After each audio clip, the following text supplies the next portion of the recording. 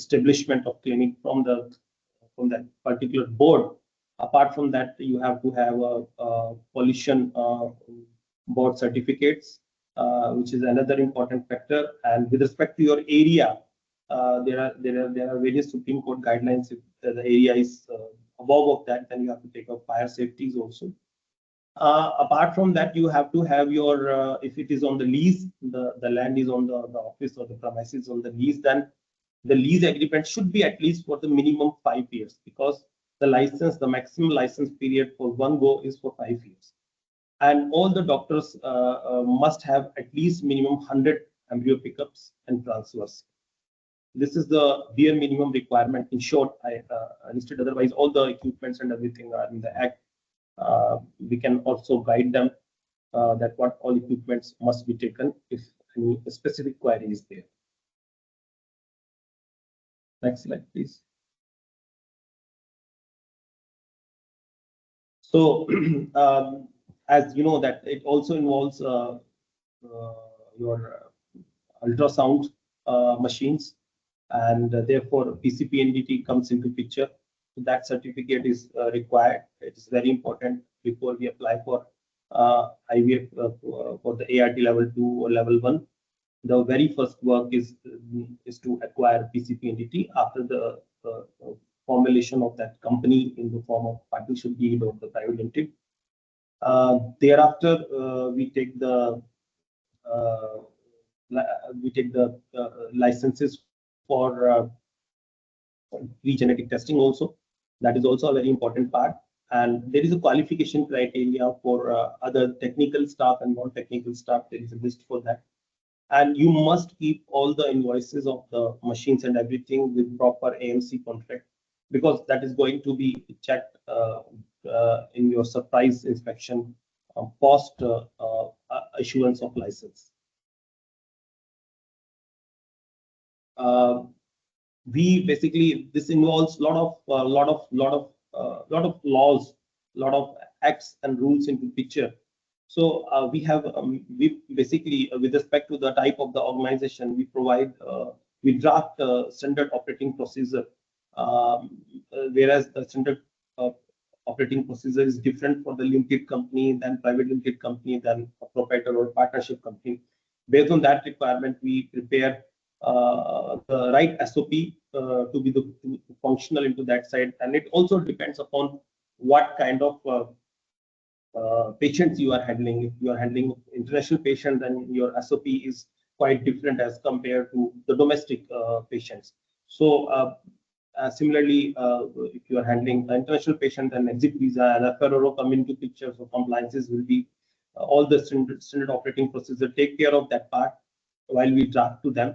And we also provide up-to-date joining database with the respective departments for their qualification, for their enrollment in PCP-NDT and ART and surrogacy clinics. So these are some of that we need to understand, that all the regulations and the joining of doctors must be as per the law, and they must have the authentic degree and their practice licenses. That is very important to understand. Excellent.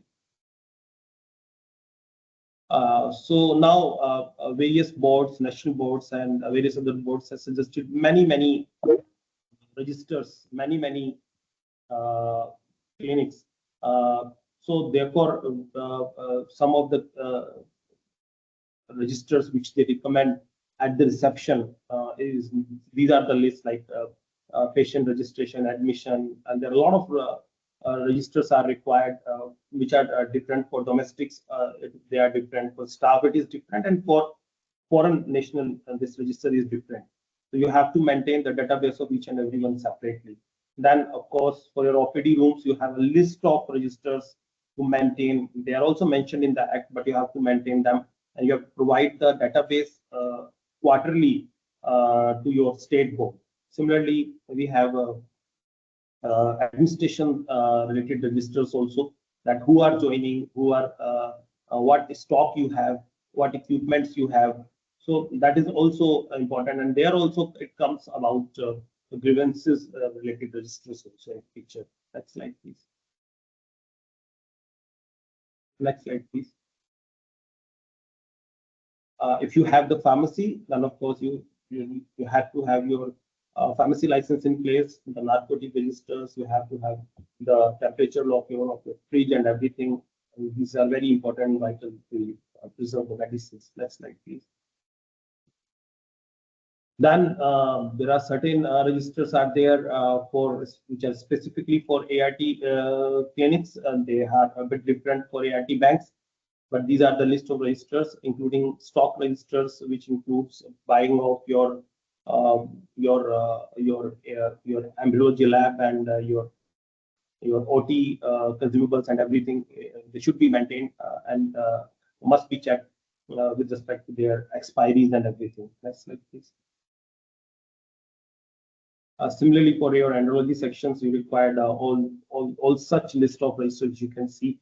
Because the time is short, so I'm not going into much detail, but there are a lot of registers are there. We provide these the details of the registers template and everything to clinics and ART banks, and we help them to how to maintain them. Similarly, OT reports and everything are there. You have to maintain those registers also. So these all are compulsory registers you must maintain for any surprise inspection, and the data has to be retained at least for 10 years. So this law says that have to maintain these records for 10 years for any point of time. Similarly, you have the OT reports also, where biomedical waste is very important part. You must have a valid biomedical waste license with you and agreement with the company who provide the biomedical waste management. So that agreement should be valid and it should be pasted on your OT site. Again, there are list of registers for embryology and everything, because these registers are not explicitly mentioned in the Act.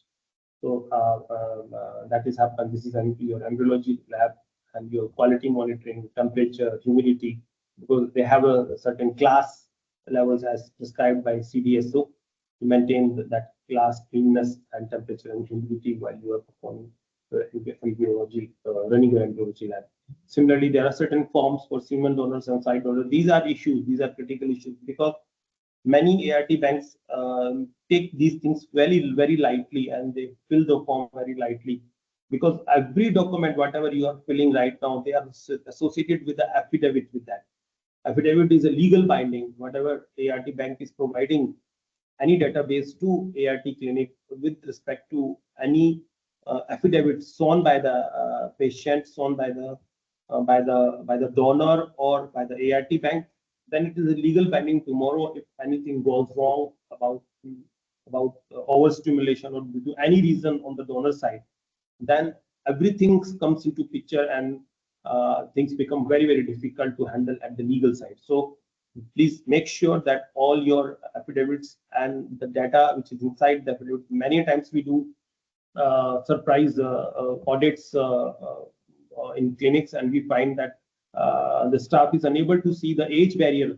They are going for donor or site pickup for overaged women, and even they are providing IVF treatment for overaged couple. So please don't do that. There are remedies for that. High Court grants case-to-case basis overaged couple permission. So you can take that first before doing any procedures of IVF for that. Next slide, please. Also, Advocate Verma, I'll just add that when it comes to donors, very important is having insurance. So as per the ART regulations, you need to have both health and life insurance cover for the donors to take care of any kind of challenge coming during the treatment, during the oocyte extraction. And also the Act requires an insurance to be taken for the death, for which you need to have a life insurance. Yes, you're very right. It is an important point. There are two aspects. One is insurance, of course, but then if there is another affidavit has to be shown by the intending or commissioning couple under Section 12(2) of the ART Act or 5(2) of the Surrogacy Act, which says that any treatment expenses which are beyond of the insurance also such medical exigencies will be taken care by the intending couple or the commissioning couple for the donor or for the surrogate. So the ART bank or the clinic has to comply on both of the direction. They must took the valid and IRDA approved uh, insurance policy for surrogacy and for or side donor, because not all um, insurance policy covers such things. So they are specific policies only which are meant for this purpose. And you also get this section 5.2 and 12.2 affidavit signed by the intending couple. We provide these affidavit services. We provide, and so our affidavits are completely customized. I mean, we take all the medical history of that patient before we prepare any affidavit, because this affidavit has a very big legal importance, and it is very vital to have the right affidavits in place. Next slide, please. Rightly said by Advocate Verma that ART board and IRDA has come up with the list of the insurance products exclusively for side donors and surrogate mothers. So it's very, very important from a compliance perspective that the IVF clinic or the bank purchases only those policies which have been approved by the both regulators. Yes, yes. And that list is available to Mr. Vikas Anand also, and we also provide our patient that list. But what I have seen during the practice, not much companies are into that. We see SafeTree, mostly they are actively involved in providing cost-effective this, insurances to for donors and for surrogate mothers. And it has a wider perspective also. I say that all the clinics must also take indemnity insurances also. It is very, very important. And those couples who wanted to take their child out of India, they also take the right travel insurances for their newborn also. It is very, very important, and these are the new areas we are going to discuss in upcoming sessions. Next slide, please. So this is a small surrogacy related records. I mean, this is out of scope of the present discussion, but these are the manpower, essential manpower is important, which is highlighted by the law. The one important thing is that there is one director and there is one clinical in charge. So in clinical in charge also, the definition says that a clinical in charge must be from the medical side. So any recommendation ART level 2, whatever the prescription or whatever the record they generate for the patient, it must have a UHID number of that clinic, of that database of the services of the patient number, which they issue to particular patient, and that must be signed by and stamped by the clinical in charge of that ART clinic level 1 or level 2, which is mandatory outlined in the ART Surrogacy Act. So the director and the clinical in charge is very, very important position. The rest of the people can resign and can join, but these two are very, very important.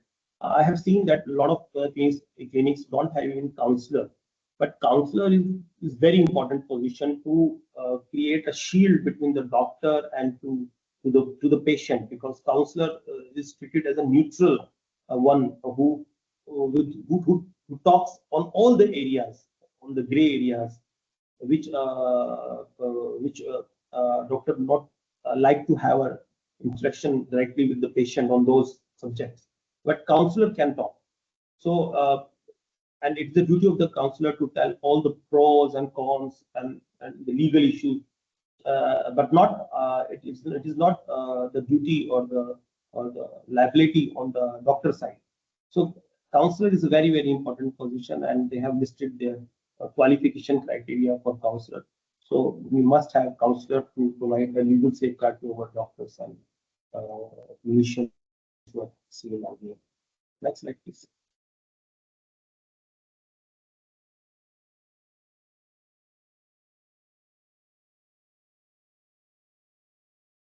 So as I explained to you, people will staff resign and staff new staff joins. So in that process is a continuous process. So there is a checklist for new joinings that also includes their police record verification, their medical, their practice licenses and everything. So they must be in a proper format and must be filed in state appropriate authority. That is very, very important. Next slide, please. As I said, PCP entity is important, and we must have that licenses in place, tested. On top of that, all the doctors must be registered under PCP entity so that they can use the ultrasound machine.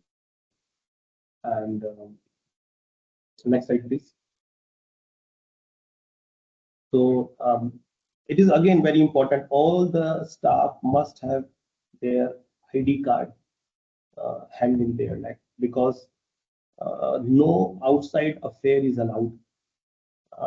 It is because they see that agents and unwanted elements are present in the clinic for some wrong intentions. So they want that whosoever will be there, either it is a patient, that patient should be registered in that patient register which we have shown the past slide, or the staff. Then staff must be registered in their staff register, and their attendance must be there. So no outside affair is allowed in any form. So it is very, very important in the clinic. The database kept in a highly confidential manner. So that said, please, if you have any query, please let me know. I can be happy to support you.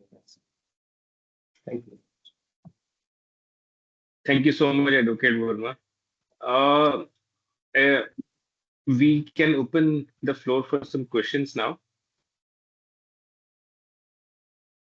It was a very insightful piece. I think you provided a very holistic uh, purview, right from how to incorporate a clinic to finally going into the details, nitty-gritties of ART and surrogacy compliance. And thank you so much for it. Anyone, if you have any questions, you may unmute or type in the chat.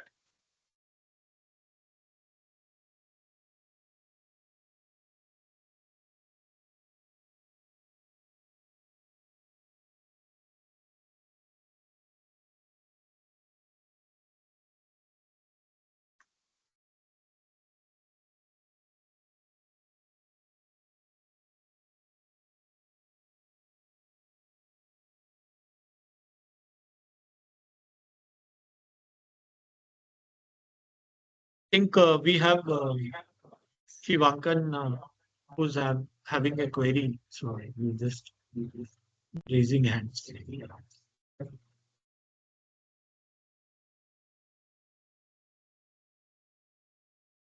Yes, Shivankan, you can unmute yourself and you can ask a question.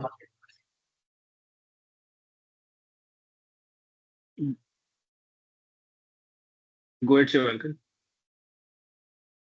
You are on mute. Hello, am I audible now? Yes, you're on. Thank you so much, Advocate Verma, for those valuable insights. My one question is that can an embryologist be the in charge of the ART level 2 clinic? Because I have seen at certain ART clinics, the embryologists are the main in charge of the clinic, who head the clinic and take all the decisions regarding the working areas of the ART clinic. No. So legally, is it correct? No. The minimum qualification for clinical in charge of the clinic is MD gynecologist. It has to be a gynecologist. Because the embryologist is having a very small part, the whole process. The whole treatment of the patient is can only be touched by the doctor. No other, even embryologist cannot touch the patient. No, definitely in the team at the clinic. So the whole process is only available and the final word or the final say is for the medical practitioner, and therefore this power is only given to MD, line and ops here in this case. That I completely agree. I'm not saying that there is not going to be any doctor clinician at the clinic. I'm asking that in the whole team, can an embryologist be denoted as the in charge of the clinic? No. Okay.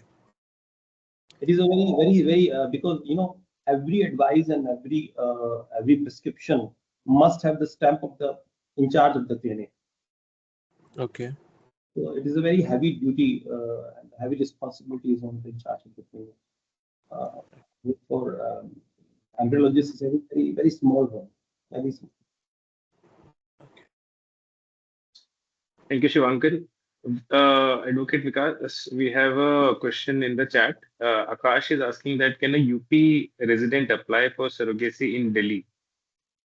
Akash, can you elaborate if you're asking for a surrogate to be registered in Delhi or a couple or maybe an IVF clinic, UP-based IVF clinic? It's a few more details can help Advocate Vikas answer your query in a better way.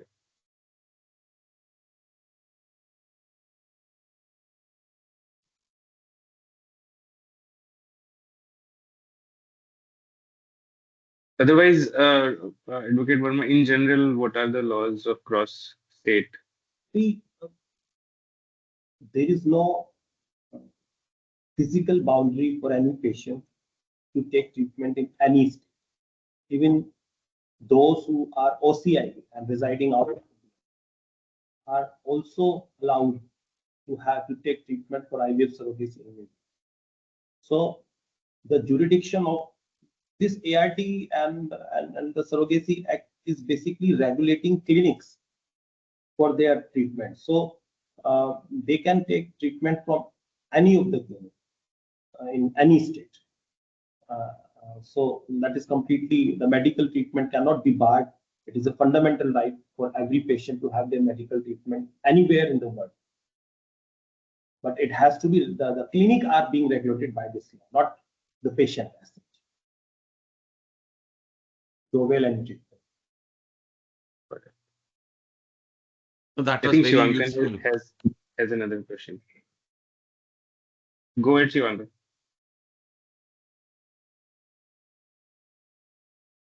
You're on mute.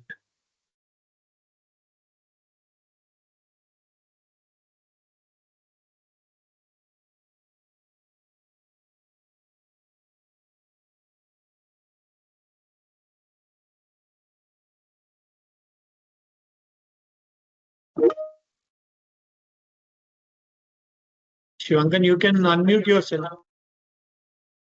Shivankar, you I'm can saying, unmute yourself. hello, am I audible now? Yes, now you're on. Advocate Verma, can you please put a light upon this, the facts that in case of altruistic surrogacy, when there is a surrogate which is not in case related in relation to the recipients, but that particular surrogate is known to the parents by any chance, they know that particular surrogate before, and they want to take permission with that surrogate, and she is medically fit to do the surrogacy for the good cause. So in that case, because in some places I've heard of it from the clinicians, one in Madhya Pradesh, that the recipients were having a surrogate in their known and they have taken permission for that, though she is not the relative of them. So is in the law the relation is mandate, or the known thing and doing the surrogacy for only the native cause is important? Actually, there is one matter which is pending in the Supreme Court, Arun Swami versus Union of India, where there are a lot of other petitions are also tagged into that. And this particular portion of law arises over there, where the Secretary of Health and Family Welfare categorically said that the surrogate mother need not to be related to the intending couples for surrogacy. Only the important part which they highlighted is that the surrogate cannot give their own gametes for such a thing. Okay. So very, very clear. We are providing, we are taking a lot of permission from Delhi board and Chandigarh board, where 99% in 99% cases surrogates are not related. So when they issue the eligibility certificate, there is one category, one column is there where they clearly mention that surrogate is known to but not relative, or known to but relative. So they clearly mention that item or on that certificate of eligibility which they issue to the intending couples and the surrogate. Very clear that surrogate need not to be relative of the intending couple or of any in any case. So it is if they have it is good, but if they don't have, then of course any friend or any known to can be a surrogate mother. So, like in case of Uttar Pradesh, a lot of recipients who are waiting for the board, because clinicians are also denying their cases of surrogacy because of not formation of the board.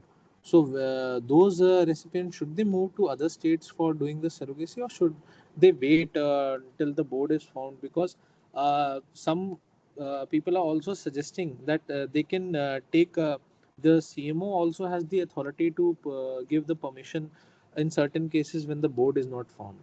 Is it true? No, CMO don't alone has the capacity. CMO is one of the chairperson of the district medical board, but Okay. the medical boards must be constituted as per the law. So there must be minimum 3 members in that board. But on the other side, it was initially happened in Delhi also, where the board was not constituted. So what we did, we filed a writ petition in the High Court, and we requested the court to form an ad hoc board by the time the actual board take place, so that the patient will not suffer for their treatment. And based on that judgment, the ad hoc board was constituted under the state board, and we started getting the permission. The same thing can be done in the UP also, if patients are only willing to have their treatment in UP. So they can get a permission for the ad hoc board to be formulated by the time the actual state board will take shape into. So we can have that remedy in place. Okay. Thank you so much, sir. Thank you, Advocate Verma. I think we are almost on time. We can take one last question if there is any, and otherwise we can close the session. You can raise your hands. You can maybe raise hand on the Teams console.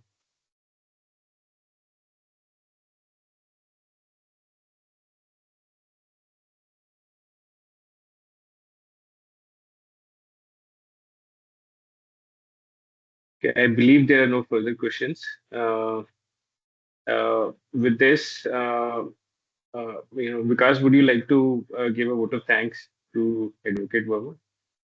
Yeah, thank you, Advocate Verma, for a very insightful session. And I'm sure our participants from Uttar Pradesh would have got a good insight. It was detailed, and your practical experience provided useful insights in terms of managing the compliance requirements and also the governance requirements. So thank you very much. In case anyone wants to know the details of Advocate Verma, you can contact us and we'll guide you and provide the details of Mr. Verma. He is a very experienced advocate in this ART field and has a great amount of experience. And I'm sure with his experience, all of us can benefit. So thank you, Advocate Verma. It was a pleasure having you with us. Thank you very much.